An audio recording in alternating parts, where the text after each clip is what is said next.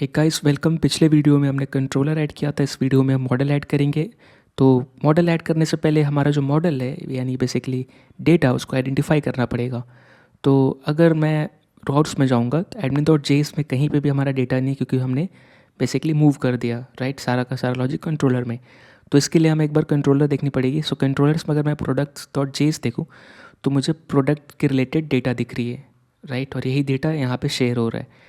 तो अभी हमारे पास एक ही डेटा है, बाद में हम इसको बढ़ाएंगे या इसमें ऐड करेंगे, लेकिन अभी के लिए सिर्फ एक ही डेटा या मॉडल है। तो इसको मूव करते हैं, ठीक है। तो हम यहाँ पे एक फ़ोल्डर बनाएंगे पैरेलल एक्चुअली कंट्रोलर का और राउट्स या फिर व्यूज़ का। तो रूट लेवल पे, और यहाँ पे लेट्स से मैं ऐड कर रहा मॉडल्स, ठीक है। और मॉडल्स के अंदर एक फ़ाइल ऐड करना पड़ेगा यहाँ पे प्रोडक्ट्स नहीं, प्रोडक्ट डॉट जेस। अब यहाँ पे फाइल का नाम प्रोडक्ट है, प्रोडक्ट्स नहीं है। क्यों? क्योंकि बेसिकली हम बात कर रहे हैं शेप ऑफ डेटा का। मॉडल्स के अंदर आप शेप ऑफ डेटा बताते हो कि आपका डेटा किस तरह का है। आई नो कि प्रोडक्ट्स मल्टीपल हो सकते हैं, मोर देन वन, जैसे लिस्ट ऑफ प्रोडक्ट, लेकिन फिर भी एट द एंड आप मॉडल के अंदर शेप ऑफ डेटा का बात करते हो। इसीलिए अब एग्जांपल के लिए आपके एप्लीकेशन में और भी मॉडल्स है, प्रोडक्ट है, टॉयज़ है राइट, और बहुत सारी चीज़ें हैं। तो इस तरह से आप उसको एस नहीं लिखते कभी भी, क्योंकि आप पर्टिकुलर किसी एक प्रोडक्ट का शेप के बारे में बात कर रहे हैं। तो यहाँ पे हम बात कर रहे हैं प्रोडक्ट का। तो अब यहाँ पे मैं क्या करूँगा, अब यहाँ पे एक वेरिएबल बनाएंगे कॉन्स्ट प्रोडक्ट्स, और ये रहेगा ब्लैंक एरे। ऐसा इसलिए रहेगा क्योंकि अगर आप देखेंगे कंट्रोलर के अंदर तो जिस तरह का डेटा यूज़ कर रहे हमारा एरे है, ठीक है। तो हमने इसलिए प्रोडक्ट के अंदर एक एरे बना दिया। अब यहाँ पे सिंटेक्स यूज़ करेंगे मॉड्यूल डॉट एक्सपोर्ट्स, ठीक है। ये सिंटेक्स तब यूज़ करते हैं जब आपके एक फ़ाइल में एक ही एक्सपोर्ट रहता है। तो मैं यहाँ पे यूज़ करूँगा, और यहाँ पे आप नॉर्मल ES5 जावास्क्रिप्ट सिंटेक्स भी यूज़ कर सकते हैं। बेसिकली हमें at the end function constructor चाहिए, तो फंक्शन, और यहाँ पे लेट्स से प्रोडक्ट्स या प्रोडक्ट राइट, और ऐसे करके। नहीं तो आप next generation JavaScript already use कर रहे हैं तो क्लास कीवर्ड भी यूज़ कर सकते हैं, क्लास प्रोडक्ट, ठीक है। इस क्लास प्रोडक्ट के अंदर हमारा रहेगा कंस्ट्रक्टर फंक्शन, ठीक है। और इस कंस्ट्रक्टर फंक्शन के अंदर जब भी कोई प्रोडक्ट को यूज़ करके, क्लास को यूज़ करके ऑब्जेक्ट क्रिएट करेगा तो पहले डेटा पास करेगा। तो लेट्स से यहाँ पे टाइटल डेटा पास कर रहा है, ठीक है। और मैं इस डेटा को सेव कर दूंगा इस क्लास के प्रॉपर्टी पे, दिस डॉट टाइटल। अब ये दोनों नाम सेम होना चाहिए, जो इनकमिंग है। ये नाम जरूरी नहीं कि आप यही नाम रखो जिस नाम से आ रहा है। अब जैसे यहाँ पे इनकमिंग टाइटल रख दिया, ठीक है, इस नाम से। आप कुछ भी नाम रख सकते हो। ये टाइटल आ रहा है, इनकमिंग टाइटल, और आप बेसिकली इस टाइटल पे रख रहे हो। यहाँ पे टाइटल देना क्यों जरूरी है? क्योंकि एट द एंड अगर आप देखोगे प्रोडक्ट डॉट जेएस में, तो हम जिस तरह का ऑब्जेक्ट यूज़ कर रहे हैं, जिस तरह का ऑब्जेक्ट का कीवर्ड की यूज़ कर रहे हैं, उसमें टाइटल है। यानी हमारा डेटा का शेप कैसा है? एक ऑब्जेक्ट जिसके अंदर टाइटल है, इसलिए हमारे यहाँ पे टाइटल होना ज़रूरी है, ठीक है। इसके बाद हमें यहाँ पे सेव करके एक बेसिकली मेथड क्रिएट करेंगे, ठीक है। और यहाँ पे क्या करेंगे, अपना ये ग्लोबल वेरिएबल जो है इसको हम एक्सेस करेंगे प्रोडक्ट्स डॉट, और यहाँ पे पुश कर देंगे। क्या पुश कर देंगे? दिस, ठीक है। और इसके बाद मैं यहाँ पे एक और मेथड बनाऊंगा फेच ऑल। ये फेच ऑल क्या करेगा? हमारा डेटा को रिटर्न कर देगा। तो ये डेटा कौन सा रिटर्न करेगा? जो ऑलरेडी हमारे प्रोडक्ट्स में है।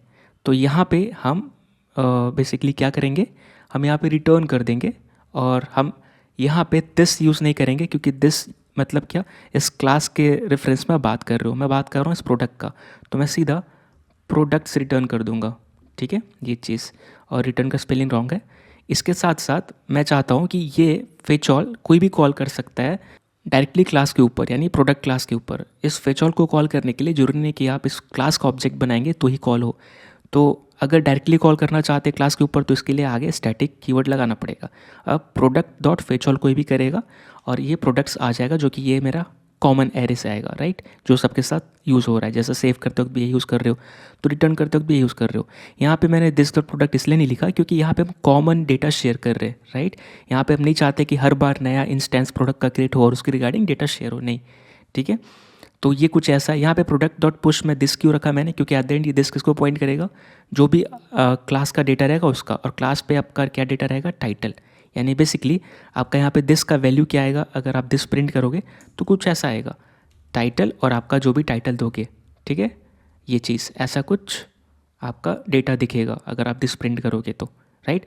और एट द एंड हमारा ऑब्जेक्ट भी तो ऐसा ही है ना, जो हम इंसर्ट कर रहे हैं, अगर आप देखोगे तो टाइटल और उसके ऊपर ये हमारा डेटा है। तो इस तरह हमने, इसलिए हमने दिस रख दिया। अगर आप दिस डॉट टाइटल कर दोगे तो क्या होगा, बेसिकली इसका वैल्यू आ जाएगी। हमें नॉर्मल इसका वैल्यू होल्ड नहीं करना, हमें इसका टाइटल के साथ यानी इसका की के साथ वैल्यू होल्ड करना है। यानी किसके लिए वैल्यू है, टाइटल के लिए, राइट। तो इसलिए हम दिस होल्ड कर रहे हैं, राइट। अगर आपको लग रहा है आपके साथ स्कैम हो रहा है तो मैं इसको यहाँ पे कंसोल पे रन करके भी दिखा सकता हूँ। इसको मैंने कॉपी किया पहले, क्लियर, ये मैंने प्रोडक्ट को पेस्ट कर दिया, ठीक है, ये चीज़। बाकी मैं क्लास को भी एज इट इज़ पेस्ट कर देता हूँ और इसके अंदर जस्ट मैं क्या करूँगा, यहाँ पे दिस को प्रिंट भी कर देता हूँ ताकि एटलीस्ट आपको आइडिया लग जाए कि क्या है इसका दिस का वैल्यू। सो यहाँ पे मैं क्या करूँगा, कंसोल डॉट लॉग और दिस, ये मेरा ओरिजिनल दिस यानी स्ट्रिंग के साथ मैं इसको प्रिंट कर रहा हूँ ताकि पता चले कि किसकी रिगार्डिंग डेटा प्रिंट हो रहा है। अब यहाँ पे मैं क्या करूँगा, लेट्स से वेर ऑब्जेक्ट या लेट्स से prod1 करके न्यू prod बना रहा, ठीक है। और इसके अंदर आपको पास करनी पड़ेगी क्लास के बाद, क्लास के अंदर जो भी है कंस्ट्रक्टर, इसको वैल्यू जाएगा आप जो भी यहाँ पे पास करोगे। तो लेट्स से मैं यहाँ पे कॉफ़ी पास करता हूँ, तो जाहिर सी बात है इस तरह हम कर रहे हैं, इसका मतलब कि आप कंस्ट्रक्टर को डेटा पास कर रहे हो। इनकमिंग टाइटल मतलब क्या, कॉफ़ी, ठीक है। इसको मैंने एंटर किया। अब ये देखिए prod1 अगर मैं हिट करूँ तो क्या है, इस ऑब्जेक्ट के ऊपर टाइटल और कॉफ़ी है और यही दिस का वैल्यू भी रहेगा अगर जो इसके अंदर हम देख रहे हैं। तो लेट्स से अगर अभी के लिए देखिए प्रॉड्स मेरा जो है ब्लैंक एरे है, लेकिन वही मैं prod1 डॉट सेव ऑब्जेक्ट के ऊपर सेव करूँगा तो ये देखिए बेसिकली क्या हुआ, जो प्रिंट हुआ दिस किसको पॉइंट कर रहा है, इस ऑब्जेक्ट को प्रिंट कर रहा है एक्जैक्टली जो क्लास के ऊपर है। यानी आप अगर देखेंगे जो दिस है उसकी वैल्यू इक्वल टू अपनी prod1 है यानी ऑब्जेक्ट है, राइट। तो इसीलिए मैंने यहाँ पे क्या कर दिया, प्रोडक्ट डॉट पुश दिस, क्योंकि दिस बेसिकली अपने क्लास का डेटा को ही पॉइंट कर रहा है। क्लास का डेटा क्या है, टाइटल कॉफ़ी, राइट। और एग्जैक्टली अगर आप देखोगे तो इसी तरह का डेटा हम स्टोर भी कर रहे हैं, पुश, राइट, इस तरह का। तो हमें दिस पे ये मिल रहा है तो हमने उसको कर दिया। और prod1 पे आपको डॉट फेच ऑल करने की ज़रूरत नहीं है, आप सीधा कैसे कर सकते हो, क्लास का नाम डॉट फेच ऑल, और जैसे ये करोगे जो भी आपके एरे में है ये चीज़ दिख जाएगी। तो ये जो प्रोडक्ट दिख रहा है बेसिकली ये हमारा क्रोम दिखा रहा है कि किस तरह का डेटा है, टाइप।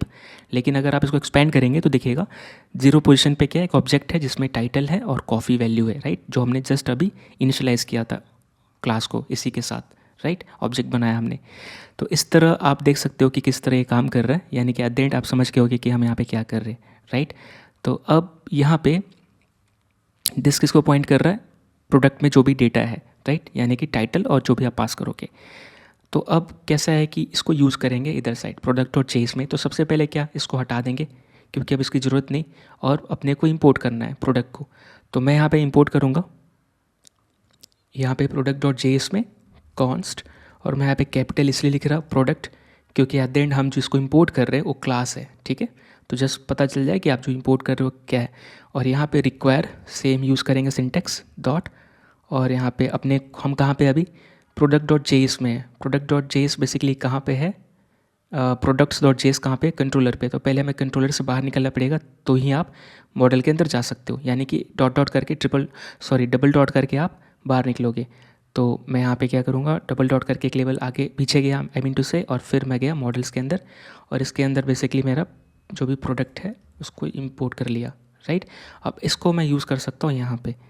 अब इसको हम ऐसे पुश नहीं करेंगे, ज़रूरत भी नहीं है यहाँ पे जहाँ पे अभी आप यूज़ कर रहे हो। और यहाँ पे बेसिकली अभी लाइन नहीं रहेगा, इस लाइन को हटा देंगे। इसके जगह पे क्या लिखेंगे, इसको कमेंट आउट कर देता हूँ ताकि दिखेगा नीचे। और यहाँ पे अपने को क्लास को यूज़ करके ऑब्जेक्ट क्रिएट करना पड़ेगा। सो कॉन्स्ट लेट्स से प्रोडक्ट मैंने नाम दिया, और ये आपके ऊपर आप जो नाम देना चाहो। लेकिन यहाँ पे न्यू कीवर्ड के साथ मैं क्या कॉल करूँगा, अपना क्लास को जिसको मैंने अभी भी इंपोर्ट किया है। और यहाँ पे आप डेटा पास कर सकते हो जो कि ऑलरेडी Node.js प्रोवाइड कर रहा है, सॉरी एक्सप्रेस प्रोवाइड कर रहा है, राइट। इस रिक्वेस्ट के ऊपर जो भी डेटा आ रहा है यानी फ्रंट एंड भेज रहा है, ठीक है। ये चीज़ रेडी हो गया। इसके बाद अब इस ऑब्जेक्ट के ऊपर हमें क्या कॉल करना पड़ेगा, अभी तक सिर्फ क्या हुआ कि आपने ऑब्जेक्ट क्रिएट किया और डेटा पास किया, राइट, ये चीज़। और इनकमिंग आई हम स्मॉल कर देते हैं, कैमल केस फॉलो कर रहे हैं यहाँ पे। तो अभी तक क्या हुआ है कि इस क्लास के ऊपर ऑब्जेक्ट है, लेकिन हमने अभी तक इस प्रोडक्ट में पुश नहीं किया। वो कब होगा, जब सेव कॉल करेंगे, ठीक है। तो अभी ये कैसे बना होगा, क्लास के ऊपर ऐसा कुछ होगा टाइटल, और इसके साथ जो भी आप वैल्यू पास कर रहे हो ये चीज़। लेकिन अब हम क्या करेंगे, प्रोडक्ट डॉट सेव कॉल कर देंगे। जैसे ही आप ये कॉल करोगे तो क्या होगा, इसके अंदर क्या करेगा, डेटा पुश कर देगा, और दिस पे क्या रहेगा, टाइटल और वैल्यू जो इसके अंदर पुश हो जाएगी, राइट। इसके साथ ही हमारा प्रोडक्ट में डेटा आ जाएगा। अब पुश किया तो बेसिकली हमने प्रोडक्ट पे डेटा सेव कर लिया। अब इसको फेच भी तो करना है, तो फेच कहाँ पे कर रहे हैं, यहाँ पे। सो यहाँ पे हम क्या करेंगे, पहले तो हम ये चीज़ यहाँ पे फेच करेंगे। सो कॉन्स्ट और लेट्स से इसका नाम दे रहे प्रोडक्ट्स, क्योंकि एक्चुअली हम यही वेरिएबल यूज़ कर रहे हैं, इक्वल टू, ठीक है। और इसके बाद आपको क्या करना है, प्रोडक्ट आपका क्लास का नाम है और उसके ऊपर आप कॉल कर सकते हो स्टैटिक मेथड जो फेच। और ये क्या रिटर्न कर देगा आपको, ये एरे रिटर्न कर देगा जिसके अंदर टाइटल और वैल्यू रहेगा। अब मोर देन 1 भी हो सकता है, ठीक है, ऐसे ऐसे करके मोर देन 1 हो सकता है। और यही चीज़ हम यहाँ पे पास पिक कर रहे हैं अपने टेम्पलेट में। इसके साथ चेक करते हैं कि एग्जैक्टली काम कर रहा है कि नहीं। सो मैं शॉप पे गया, रिफ्रेश कर लेते हैं। शॉप कह रहा है प्रोडक्ट नॉट फाउंड, चलो ठीक है। यहाँ पे लेट से मैं ऐड कर देता हूँ नोटबुक और मैं ऐड प्रोडक्ट करता हूँ, ठीक है। नोटबुक आ गया हमारा और हम शॉप पे देख भी पा रहे हैं। इसको रिफ्रेश करते हैं तो देखिए ऑटोमेटिक ये ऑलरेडी दिख रहा है डेटा, यानी कि इसका मतलब कि फेच भी काम कर रहा है और सेव भी काम कर रहा है। इसी तरह आप मल्टीपल प्रोडक्ट भी ऐड कर सकते हो, राइट। सो अभी तक हमारा मॉडल भी एक्जैक्टली काम कर रहा है और ये लॉजिक भी चल रही है जो हमने अभी अभी बनाया क्लास को यूज़ करके।